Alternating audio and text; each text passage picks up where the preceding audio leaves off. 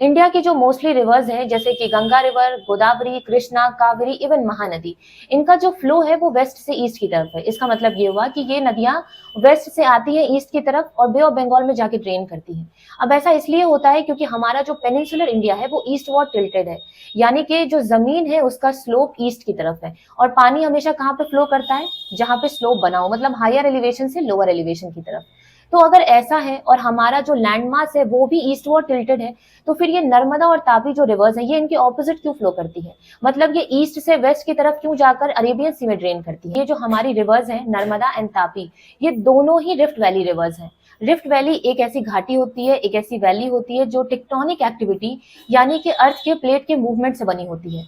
तो जिस वक्त में हिमालय का फॉर्मेशन हो रहा होगा, जिस टाइम पे इंडियन एंड यूरेशियन प्लेट आपस में कोलाइड कर रही होंगी, तो उस टाइम पे इंडिया के लैंड मास पे कहीं पे सब्सिडेंस हुआ होगा और कहीं पे अपलिफ्टमेंट, मतलब कुछ हिस्सा ऊपर उठ गया होगा जिसे हम अपलिफ्टमेंट कहते हैं और कुछ हिस्सा नीचे धंस गया होगा जिसे हम सब्सिडेंस कहते हैं। और इसी प्रोसेस के दौरान एक मेजर क्रैक बना जिसे हम कहते हैं नर्मदा सोन फॉल्ट।